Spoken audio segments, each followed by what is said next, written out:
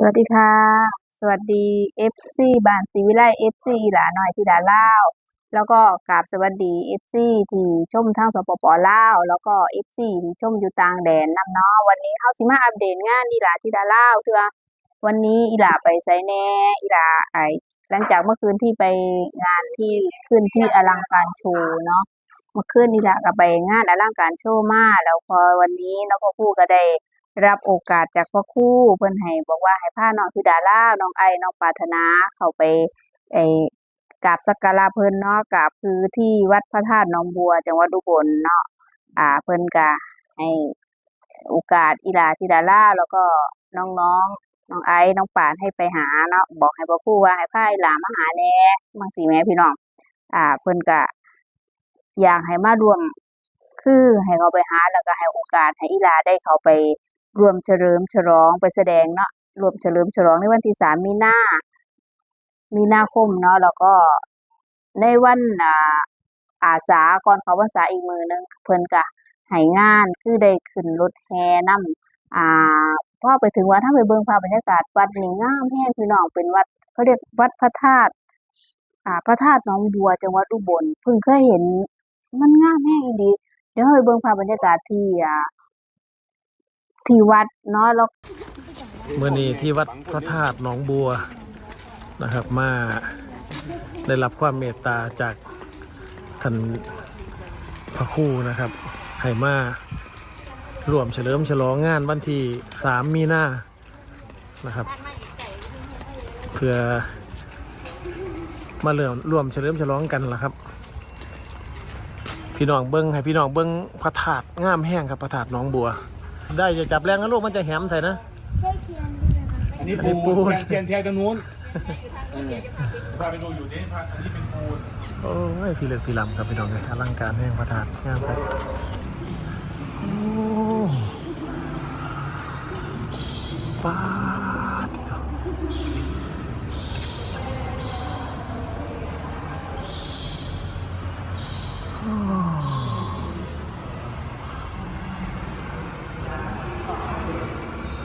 หนูตีความเลยตีความมังกรอธิษฐานลูกขอให้ดวงให้ดังเด้อมีสื่อเสียงมีลาภรถเงินทองก็ขอเครื่องใส่ญาติกัลยาณมิตรที่ดีขอให้บังเกิดขึ้นสาธุ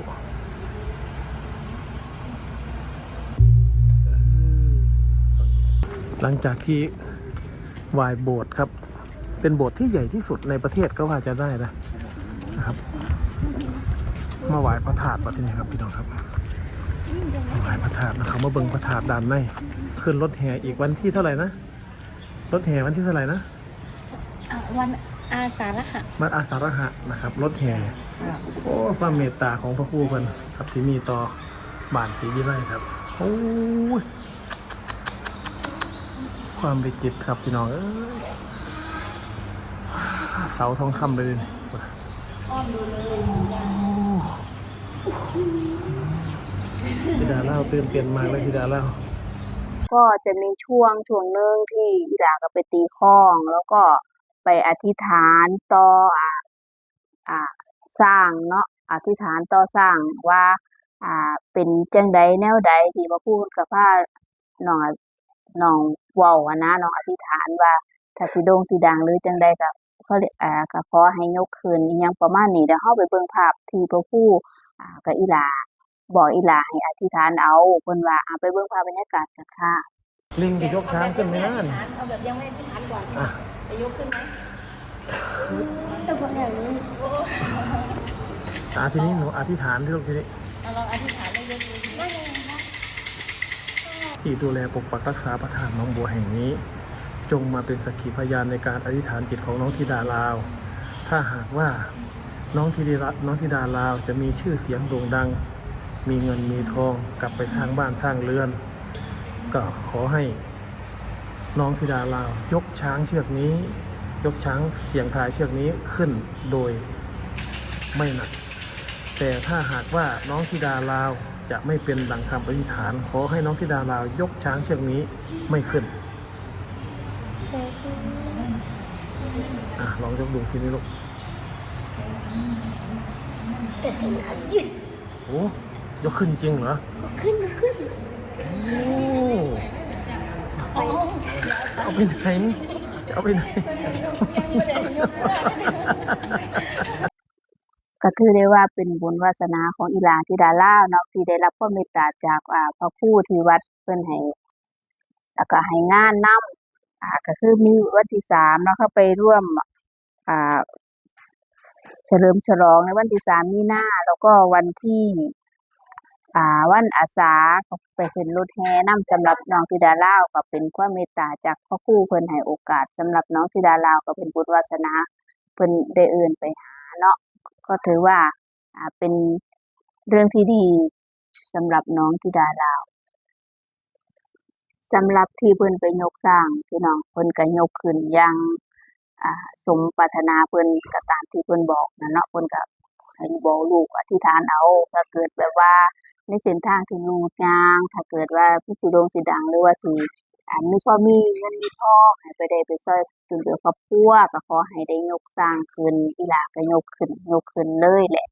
เนาะก็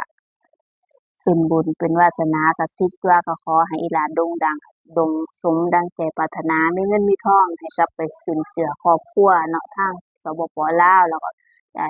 ดูแลผู้ที่เป็นพ่อเป็นแม่บุญธรรมอีกฝั่งหนึ่งคือฝั่งไทยเนาะก็ขอให้อีหลาได้สมดังใจปรารถนาทุกอย่างเนาะหลังจากนี้ไปก็ขอให้มีแต่สิ่งดีๆเข้ามาเนาะตั้งแต่เมื่อคืนแล้วที่อีหลาไปแสดงอลังการโชว์เพราะลงมาเวทีก็เห็นว่ามีเจ้าภาพติดอกติดใจก็ได้เข้ามาว่าจ้างงานหลังเวทีเลยในอลังการโชว์แต่ว่าเราก็ยังบ่มั่นใจว่าประมาณไหนเนาะแล้วซึ่งเราได้เว้าไปแล้วเมื่อคลิปที่แล้ว ถ้าเกิดมีอัปเดตเป็นทางการจากเพจหลักจริงเพิ่นเดี๋ยวเราก็สิมาอัปเดตให้พ่อแม่พี่น้องได้ฟังอยู่เรื่อยๆสำหรับข่าวๆเกี่ยวกับน้องธิดาลาวแล้วก็บ้านศรีวิไลเนาะอ่าสำหรับมื้อนี้ก็ให้เบิ่งภาพบรรยากาศวัดสวยๆงามๆกันไปนะพี่น้องว่าวัดสวยอีหลีวัดพระธาตุเพิ่นเอิ้นชื่อวัดพระธาตุหนองบัวจังหวัดอุบลราชธานีวัดสวยอีหลีสวยงามแรงเนาะ สวยอีหลีพี่น้องสวยอีหลีเลยแล้วก็อีหลาก็ได้โอกาสจากพ่อครูเพิ่นจากหลวงพ่อเพิ่นเนาะก็ขอให้หลังจากนี้ก็มีแต่สิ่งดีๆสำหรับ FC คนใดที่เข้ามายังบ่ทันได้ติดตามก็ฝากกดติดตามฝากกดไลก์กดแชร์เพื่อเป็นกำลังใจให้อ่าช่องน้อยๆไว้นำเนาะเพื่อแล้วก็กด Subscribe ไว้ด้วยเพื่อจะไม่ได้พลาดคลิปต่อไป